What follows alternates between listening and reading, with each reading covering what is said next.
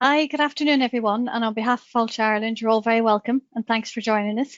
I'm Helen McDade with Falch Ireland's Business Support Unit, and I'm delighted that this afternoon Mairea Doyle-Balfe from Crowe is going to be joining us. And we're going to take you through all you need to know about preparing to meet with the banks and financial institutions. And I guess really like the word unprecedented has been used such a lot in recent weeks. And I mean, I've worked in tourism for over 30 years. But I could never have imagined in my wildest dreams, or even in the most extreme contingency planning, an instance that the entire industry would come to a virtually standstill, both here and internationally. But here we are, and this is our new reality. And I mean, we know that as a result of business closures and the continued uncertainty, cash flow and working capital are the key issues at the moment. So really what we want to do this afternoon is to help you access those fundings and find out more information about them to address a lot of those kind of pressing issues. So before we get started, a couple of housekeeping issues. First of all, thanks to everybody who submitted questions in advance whenever you were registering. That's really helped us kind of guide the specific information that we're covering today, and it'll really kind of help make sure that we responded to your needs. So a lot of the questions you submitted yesterday will be covered in the main body of the session, but you'll also be able to submit more questions as we go through, and then we'll endeavour to kind of get through as many of those as we possibly can. Now, the webinar itself will last about kind of 45 minutes, and we're also going to record it. So it'll be added to the COVID-19 Business Support Hub on falchireland.ie within about the next 24 hours. And then we'll also be doing a set of FAQs based on today's session that'll support that webinar. So hopefully most of your questions will be covered off on that. So just on a final note before we kick off, given the current restrictions, we're obviously hosting this from remotely from various home bases around the country, as in kitchen tables, spare rooms, or whatever quiet space we've managed to find. Everybody's been barred from Wi-Fi in the house, no Netflix, no Disney Channel, so that we don't max out our broadband. So, but if we do stall or you lose kind of audio or visual momentarily, like bear with us, we have contingencies in place, and we will get things moving again, all being well. So just talking about contingencies, just so you know, we kind of have a backroom team as well. So Amanda Horn, my colleague, is going to be managing the questions that you're going to submit, and then she'll feed those through to myself and Mairea so that we can answer them. And then we also have Colette and Ian handling the technical side of things. Just in case I start talking to somebody you can't see and you wonder what's going on, that's what it is. But hopefully we won't have any issues. So just to begin, I'd like to welcome Mairea back. Mairea is our finance subject expert, and Mairea recorded the webinars that we posted last week on the website around business liquidity, the cost management and cash flow. So if you haven't watched those already, I'd really strongly recommend you do. Like, I mean, they're short and they're snappy, but they're really, really practical. And then they have lots of templates, etc., for you to download and use as well.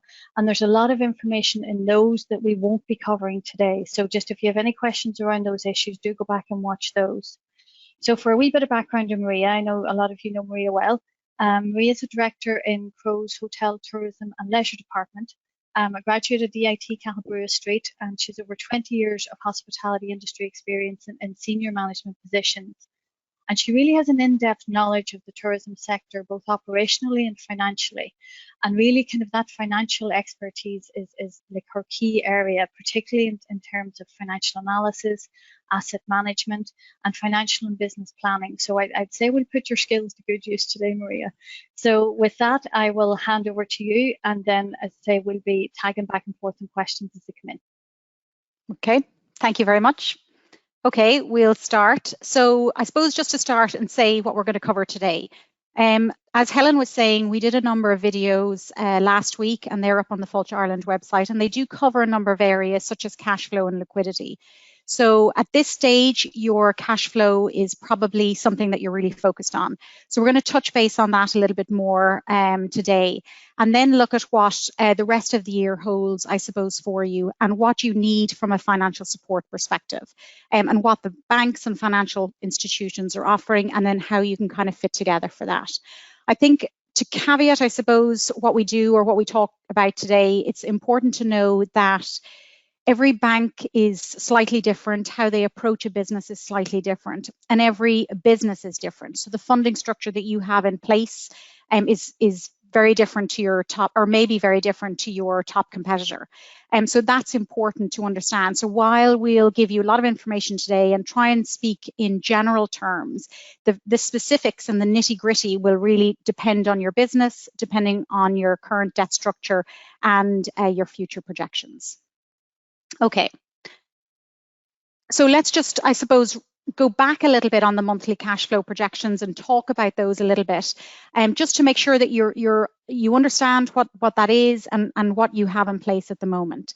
Everything that we talk about today is what your bank are going to ask you. So when you go to the bank or when you go to your funders, these are the questions that they're going to ask you. This is the type of information that they're going to look for.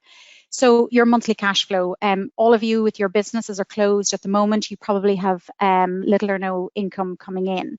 Income that you do have coming in is probably existing debtors that you have. So you definitely want to follow up and make sure that you followed up on all of those debtors. Maybe you had a conference, maybe you have some corporate groups, tour groups, travel agents. Any of those debtors might have different payment terms and might not be able to pay you immediately, but ask when they can pay you. So when you're doing your monthly cash flow over the next number of months, you'll understand when that cash is coming in if you have those debtors. I assume at this stage you've spoken to all of your suppliers to see, can you defer any payment? Can you reduce any costs? And when we say suppliers, we mean everybody, everyone from your local authority to your drink suppliers, whoever they are. You will have reduced your variable costs because you're not open. So all of those consumables will be reduced, but you will have a certain base of fixed costs, whether it's your fixed utilities, insurance, subscription services.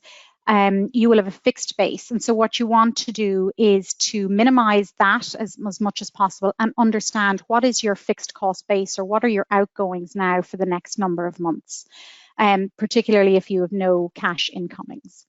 So you will have spoken to each of your suppliers in that regard and asked them to reduce or defer payment as much as possible. Also wages, that's one of your costs at the moment. So important to understand what will be your level of wages, because you'll still have a core staff that you're employing. It may be at a lesser amount, but what will that be over the next number of months? The other thing to think about with your cash flow is consider your cash flow when you reopen. Your income will be different to what it would be in this time last year or the month in the previous year. So understand what your cash flow will be for those months also. So it's not just for the number of months that you're closed, it's also going to be your cash flow for the months that when you start to reopen and when you have that ramp up period. The bank also, when you go with your cash flow, they're going to ask you, what have you done to reduce your cash flow? So tell them everything that you've done, from deferring payments, from reducing salaries, from cutting certain costs. So know what it is that you've done. You want to borrow as little money as possible. Okay, so once you have completed that, or once you've gone through that, the next... Actually, can I just ask you? Sorry, you can. Just ask you one question on that. One of the questions that came in yesterday was, why do I have to do a cash flow whenever I have no cash flow coming in, when I have no revenue coming in? But I think the point of that is they actually understand, even though you're not generating revenue, like, you do have costs, and it's being clear about what those costs are. Would that be correct? Absolutely. So your cash flow statement is your movement in and your movement out of cash. So if you have no movement in, you absolutely still have movement out of cash. So what are those? Like, what are those outgoings? Like what we just said, you still have insurance to pay, you still have maybe a certain amount of salaries to pay, you still have some basic utilities of light, you know, phone, whatever those are, you still have to pay those. Okay. So you're absolutely right. That's you still have outgoings, even though you don't have incomings. And I think when we had talked earlier too, you had mentioned even about suppliers and that some drink suppliers are actually taking supplies back, yes. Which I probably wouldn't have actually thought of. Yeah, so every supplier, I think the thing is, like, every business, not just in Ireland, but worldwide, is being impacted by this. So there is a great understanding, I think, in the marketplace about the pain that this is causing, and particularly to certain sectors, such as the hospitality sector. So and that's why we say talk to every single one of your suppliers, and make sure that you're getting the best possible credit terms, or if there is anything that they can do, like taking back certain stocks, that you do that. Okay, great. Thank you. So I suppose then moving on to monthly cash flow and forecasting. So there is a difference between your cash flow and your forecast, and it's important to understand what that is. So your cash flow is really like what we were just discussing, your cash in and out of your business. It details the timing of your payments. So if you think when your business is open and you were paying your VAT returns every couple of months, you had your salaries on a weekly, monthly basis, you have leasing costs, you might have quarterly debt payments. It's cash in, cash out, and the timing of those. Your forecast is your P&L.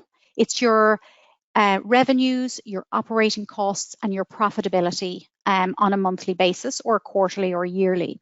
We're going to talk about monthly here because that's really where we are at the moment. You want to do your cash flow and your forecasts on a monthly basis. When you're looking at your forecasts, what you want to get to is EBITDA. So your EBITDA is your earnings before interest, tax, depreciation, amortization. It's your profit. It's your revenues minus all of your operating costs. And the reason that we want to look at your forecast, because that's really when your business is going to open up again. Like when are you going to project that your business is going to open? You're going to ask us this question, and unfortunately, we don't know. But you've got to make an estimation based on your business. Where are you located? Who is your customer base? And take into consideration really practical things like the impact of other countries. So for example, who are our biggest international markets? The US, the UK, France, Germany, and the US is behind us in terms of the spread of the virus. So maybe it's going to take them longer. So which in turn would mean that their travel and tourism might take longer to come back. Take into consideration the domestic market, the leaving certificate, for example. Will that happen in June? Maybe it'll get deferred to July or August. And if that happens, that'll impact maybe the domestic family market. Maybe people will wait to travel or to have a holiday or to have a short break until after that. So a lot of the decisions that you will make in preparing your forecast will depend on decisions that the government or people make over the next several months and on a weekly basis, which is what we've seen so far. When you're looking at your forecast and when you're preparing your forecast, look at last year, because I know this was one of the questions that I think had come in, was about like, how do I now do a forecast for the rest of the year and for 2021? So look at a base year, look at a normal year. What would that have been like? What was your 2020 going to look like originally? And then work down from that. Who are your customers? So you know your business better than we know your business. So who were your customers? Were they predominantly international? Were they predominantly domestic? Within that, were they was it the family market? Was it weddings? Was it transient leisure? Was it group? Was it MICE? Who are your customers? Where are they coming from? And then understanding your customer base will help you understand how you can project your revenues. Who's going to come? Who's going to stay? Who's going to use your facility? And what type of tourism you're going to get. So based on that, you'll base your projections. And the reality is that they'll be down. They'll be down on what you had originally projected for 2020. They will probably be down on what you had made in 2019. So at what percentage are they down? Will they be down 80%? Will they be down 60%? Will they be down only 10%? And that you'll know that, or you'll be able to project that. And then from that, you'll you understand your cost base of your business. So then allocating your various costs based on those projections. So that then, taking off those costs, will give you your profitability or your EBITDA line. And that's really what your bank is going to be looking for, because they appreciate that the next couple of months you will need working capital to pay the current bills that you have. But once you open your business again, and once you ramp up again, they'll want to be able to see that the business will be able to service the debt, the existing debt that you might have, and any new debt that you get, whether it's a short-term loan or an overdraft or whatever type of loan that you get, or new facility. And so that's really why you're doing your forecast. That's why you're doing your cash flow and your forecast, is to understand what sustainable EBITDA that you will have, not just for the rest of 2020, but then going into 2021 and 2022, depending on the terms of your facilities. And Mairea, could I just ask on that, as people, because another one of the questions that came in previously is around the challenge in forecasting when you don't have a definite timeline.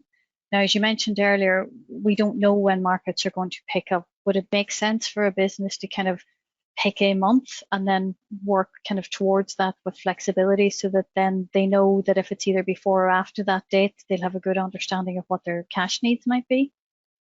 I think so. Yeah, I think that's exactly, none of us know. Like if we, none of us know, but we can make assumptions and we can make predictions. So at the moment, what we might say is that, if we look at where we are, you're certainly not opening in April. And the reality is you're probably not opening in May either. Are you going to open in June? Is that too soon? Would July be reasonable, or August?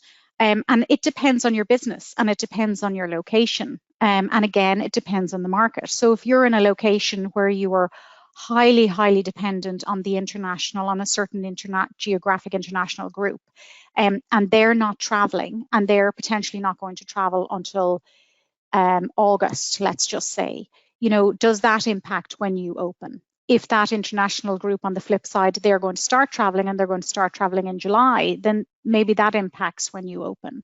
And I think it's all in a crystal ball at the moment. Like, it's very difficult for us to say when that will be, and you have to be somewhat fluid. But in preparing your forecasts and looking at different scenarios, it can help you with being flexible in that. Okay, thank you. Okay.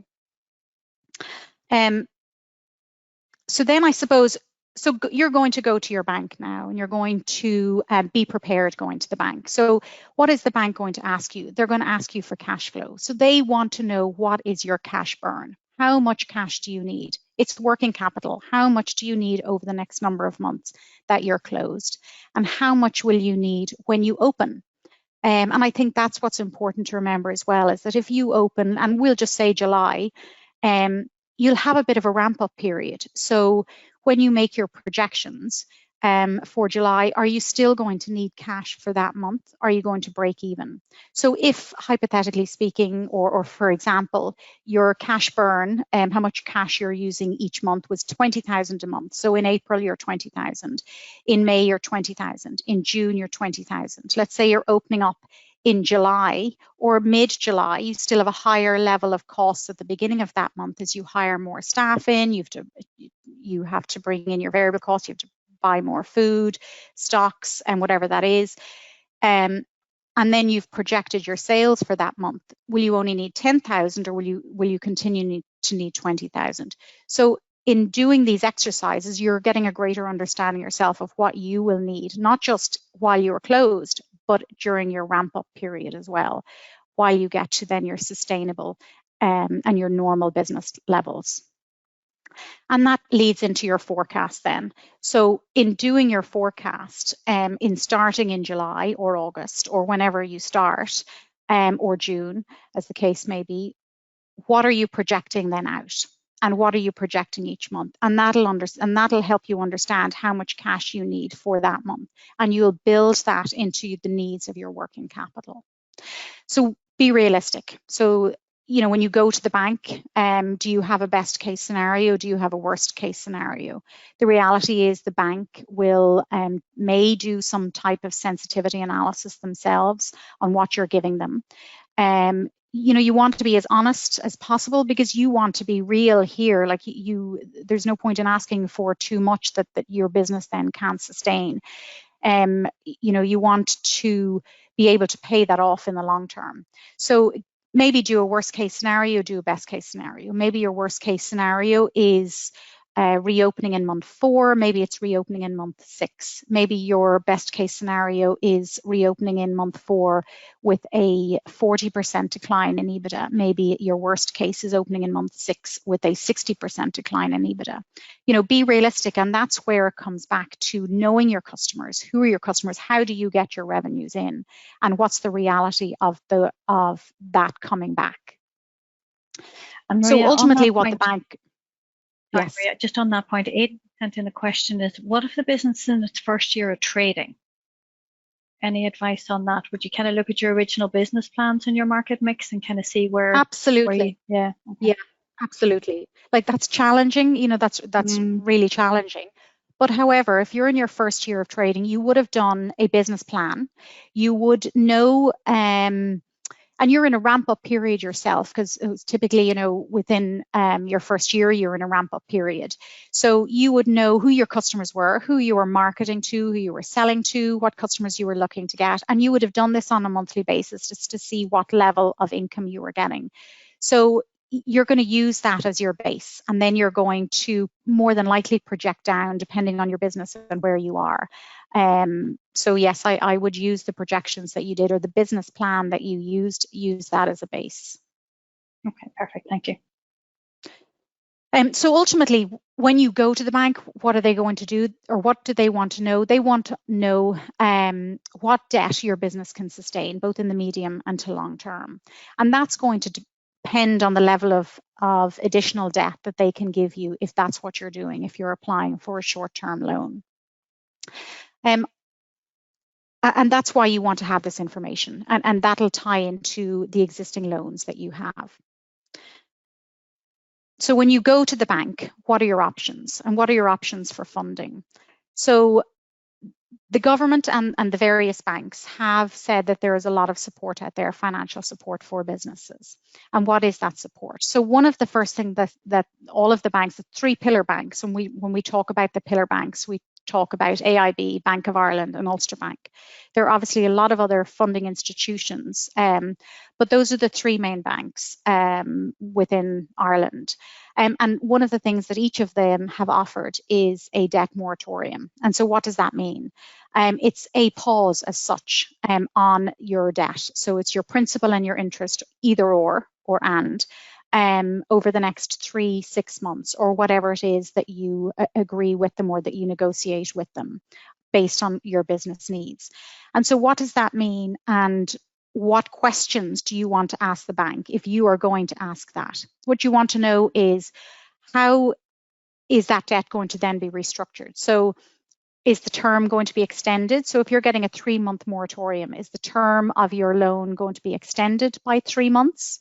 Is there going to be a bullet payment at the end of your current term? What's going to happen to the interest? Is it going to be rolled up or extended? So those are the questions that you want to understand. And those are the questions that your bank will work with you on that, because what will happen is that it's not just about paying down this debt now or being able to service your debt now. It's about at the end of your term or towards the end of the term. So if you have a bullet payment towards the end of the term, will you be able to service that, or is it better for your term to be extended by 3 months?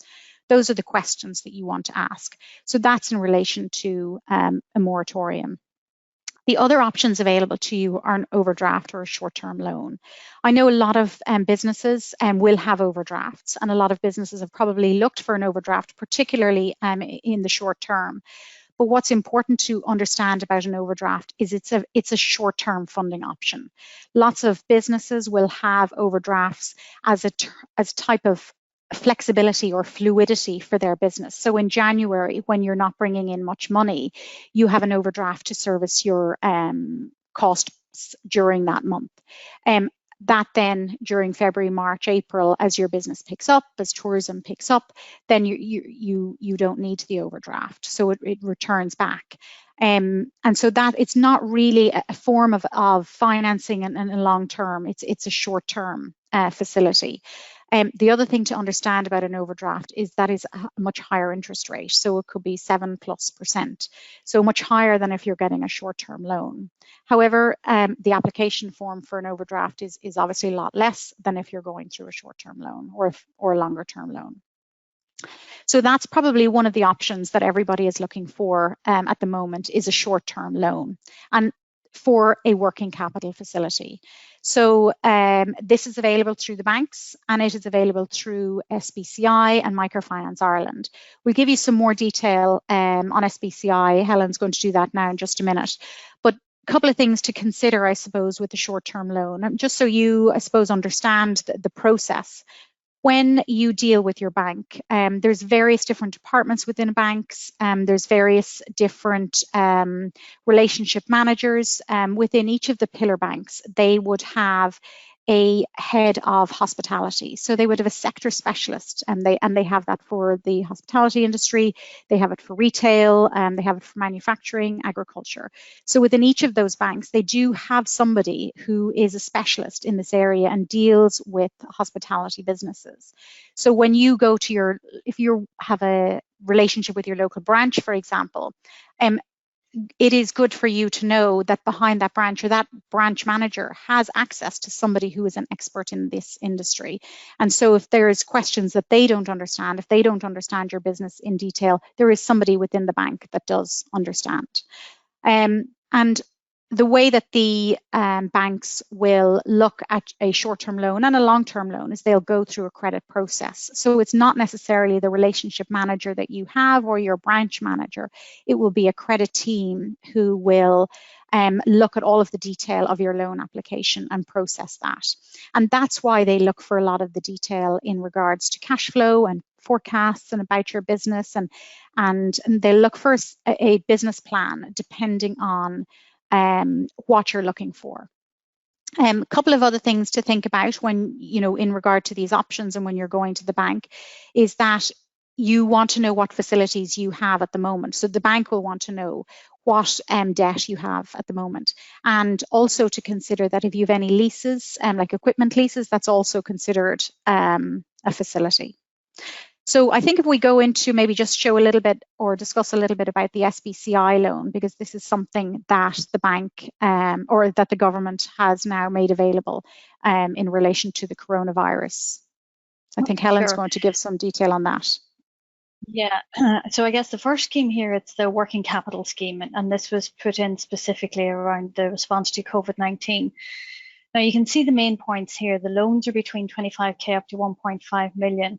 It's quite a short loan term on this. It's between 1 to 3 years. So you kind of need to think about that in terms of your business, as Mairea said, your levels of debt and how soon you'll be able to pay that back. There is a maximum interest rate of 4%, so it's very competitive on the interest rate. The loans are unsecured up to 500k. And there is the option of an interest-only repayment available at the start of the loan, which obviously, given the current trading situation, would be extremely useful. Now, you also have to be an independent business for this. This loan scheme is not for groups. Now, I know whenever you first look at this, it's very confusing, and this was actually highlighted in some of the questions that came in yesterday, which is why I want to go through it in a bit of detail. And Fulch Ireland has actually been working closely with the SBCI to make sure that this is accessible for tourism businesses, as long as you can avail, or as long as you can kind of cover both the criteria and that they're met. So now, before I go through the criteria, there's just a few key points on it. To access this scheme is you have to complete an online application on the SBCI site. It's actually pretty straightforward. Now, once that has actually been submitted and approved, and they are turning these around relatively quickly, the SBCI will issue you with a letter of eligibility. So then you need to take that to your bank to process the loan. So you can't actually go and start to process this with your bank until you have that eligibility letter with you. Now, as Mairea said, this is through the 3 main pillar banks, although it is really important that even if you have the letter of eligibility, that kind of gets you in to access the loan, but really the approval of all these loans are subject to the bank's own credit policies and procedures. So you will need a business plan, although all the banks are trying to make this as straightforward as possible. They're not looking for cumbersome, like multi-page business plans. They are trying to streamline it. But again, it's back to that. It's back to everything Mairea has been talking about understanding what your cash flow is, what are your financial needs, what are your forecasts, what's your current debt levels, etc. So looking at the actual criteria itself, there's two sets of criteria. The first one is the COVID-19 criteria. Now this, all you have to do here is self-declare that the business turnover or profitability has been negatively impacted by a minimum of 15%, which unfortunately won't be a problem for the majority of tourism businesses. Now on the innovation criteria, and that's literally a tick box, on the innovation criteria, this can be really confusing because it's not written with tourism in mind, but all you need to know is that number one of the criteria is the most relevant to tourism businesses. So that's the one that you tick.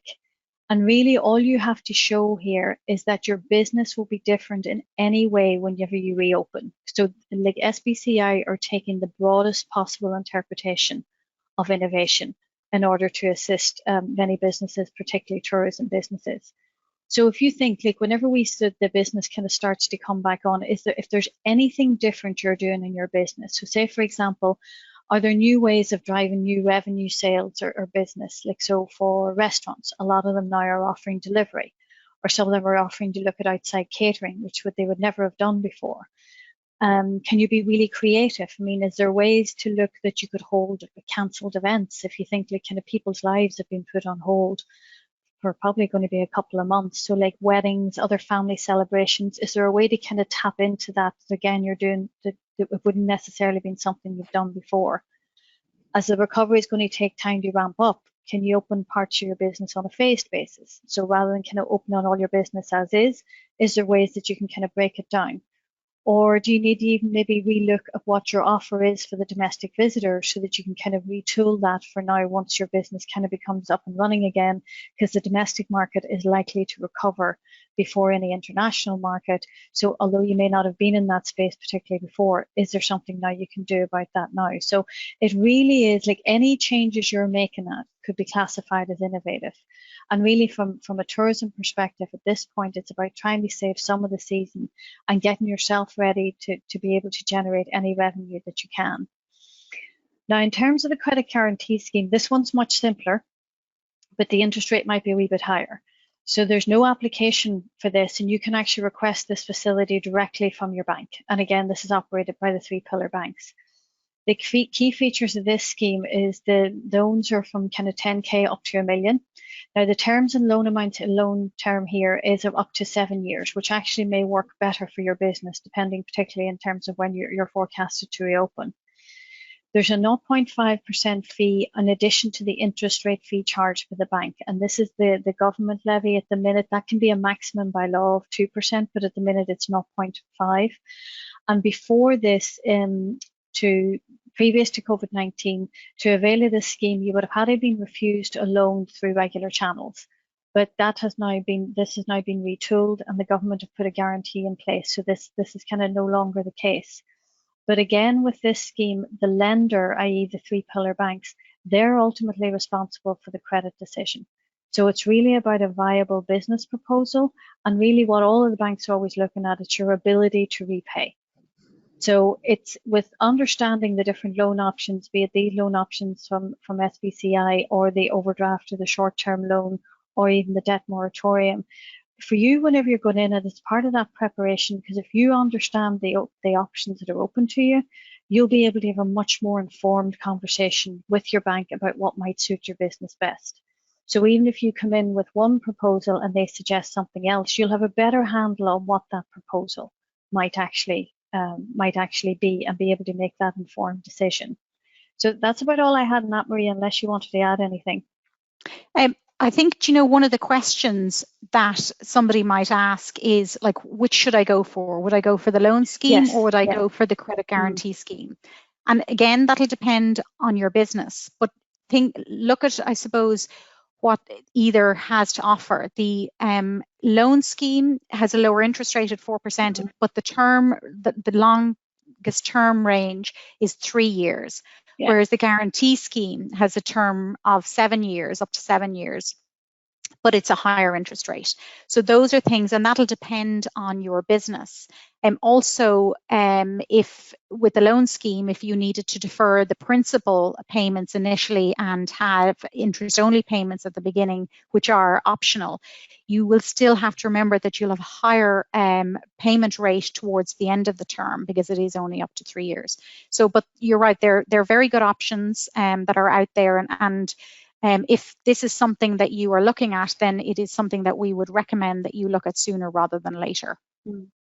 And actually, just on that point, Mairea, with SBCI, their eligibility letter is valid for, I think it's either 3 or 4 months. So go ahead and apply and get it. So even if you're not talking to your bank in the next week, have it so that when you're ready to have the conversation, you're not starting from scratch. Because I know in particular that scheme, there's quite a lot of interest in it. So go ahead and start the process so that you actually have that in place would be good advice. Yes, exactly. And then, it still has to be approved by your bank. That's not a guarantee then that you get it. But you're right, go if that is something that you need, if you need a short-term loan for working capital and this is an option for you, then start the process. So what do you do now? And I suppose it's almost summarizing. So your monthly cash flow. So do this for the next 3 to 6 months. Understand what cash burn you are going to have, what cash you are going to need over the next 6 months. Do your cash flow really to the end of the year, but this is the time when your business is closed and during the ramp up that it's going to be most important to understand what your cash needs are. Reforecast your monthly projections for the year end 2020. Do it on a best and worst case scenario, and also potentially look at 2021 and then go to your bank. Your bank may ask you, at the moment, what all of the banks are saying is that they have short form applications to try and process customer requests as much as possible and as quickly as possible. That will depend as well on what you're looking for and on your current facilities with the bank. So while they might, if you're just looking for an overdraft or a very small amount of working capital, then the application process might be quite small. If you're just looking for a moratorium only, it might be quite small. If, however, your needs are a little bit more complicated, if your current structure is a little bit more complicated, then they may ask you for a business plan. And it could be a short form business plan. It may be, they may ask you for a short form business plan now with a look to a more detailed business plan in 6 months. And again, that will be dependent on your bank, the relationship you have with them, and the facilities that you have with them. And that's something that if you can prepare yourself, or if you need to get advice on, go and do that. And because that will help you to work out not just your cash flow, but your projections and the best options for you and the best structure for you, not just within the next year, but certainly within the next 2 to 3 years. Because while we are looking medium term at the moment, the reality is you want to think about your business in the medium to long term as well. So I think that is the end. Okay. And if there's any more questions. Okay, so we can go through some of these. Mihal has sent in, if the SBCI is intended to support tourism businesses, why can't it just say that?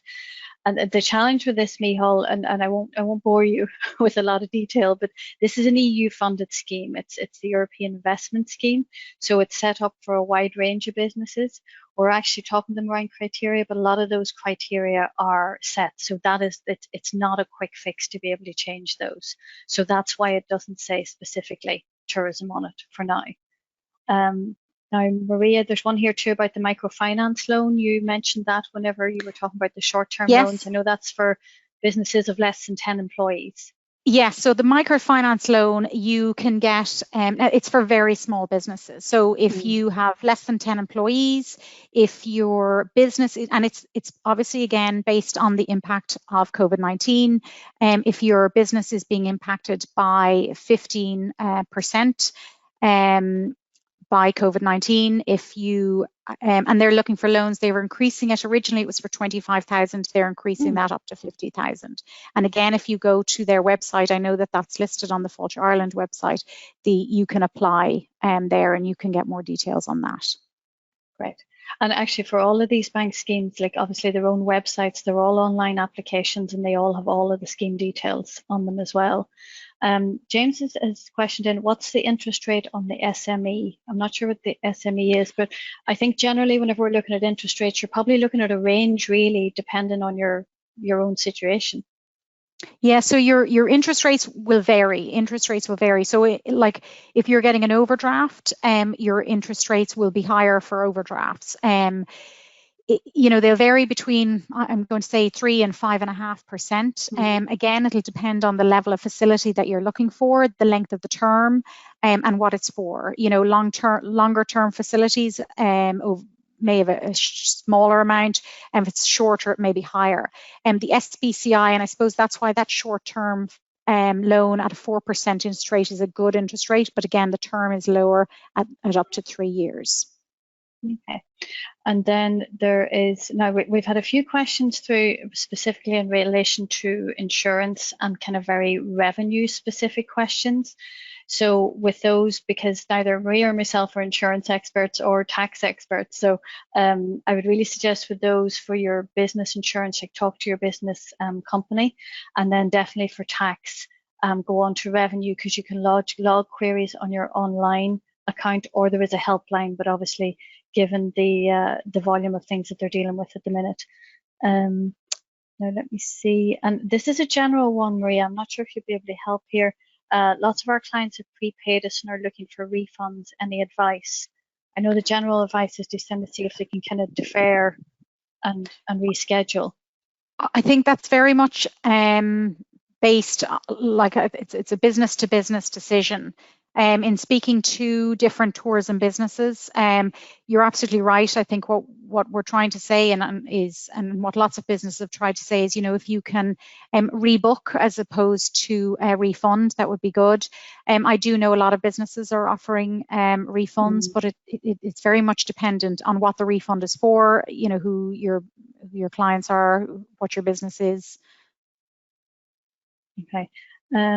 We have on the SBCI application, what's the difference between SME and a small mid-cap? I think SME is lower than 250 employees and small mid-cap's lower than 500, if I'm correct. Is that? I think that's right. I don't know if you've, yeah, that's right. Information. What do you think of a stocking loan at 6%? I've never heard of that, so I can't help there. I'm not sure. It depends what you're looking for. Yeah, like it's difficult for me to say, like, what do I think of any particular offer that you're getting, because I don't know your particular circumstances, and I don't know what, if you're looking at medium to long term, and like, what is your business, what is your EBITDA, like what facilities do you have, like what security do you have, what collateral, like I don't know any of your business question. I can't answer that, I suppose, without understanding. Yeah, and I think for that, it would probably, like, if kind of going through the exercise that we've just gone through and looking at the other loan options that are available based on your own business situation, that's kind of how you have to make those loan decisions, really, about what's the best option for you. That's exactly it. Like understanding your business, understanding what your EBITDA is, like what you can, that's ultimately what the bank is going to ask, is what can your business sustain? What debt levels can your business sustain? So whether it's in the short term or the medium to long term. So that will impact your decision making, and that will impact what and how much you can apply for. Okay. And I think that's all of the main questions. I'm just conscious of time here. So I think at this point, I think it's about time that we'll just wrap up. Yeah, we're just coming up to 45 minutes. So thank you all very much for all of your participation this afternoon. I hope you found it useful and that we've answered some of your questions for you and provided you with kind of the knowledge and the structure that you need to kind of be able to go in and have those conversations with your bank. My sincere thanks to Mairea for all your insights and advice, as well as our own backup team, Amanda, Colette and Ian. I'm really glad we didn't need any technical assistance. So just kind of remind you that if we didn't manage to get to your questions, we are going to be preparing an FAQ to support the webinar, and we will attempt to address it there. And then we will have the recording of the webinar up on the COVID-19 Business Support Hub on falchireland.ie. within the next 24 hours, so that you'll be able to review it there and then like see all of the other business supports and videos, etc., that I've mentioned. And finally, it really remains for me to thank you for your time.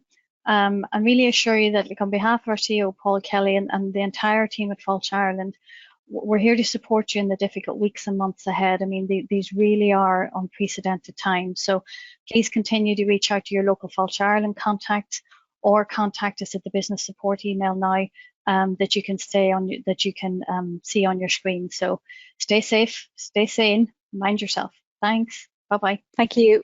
Goodbye.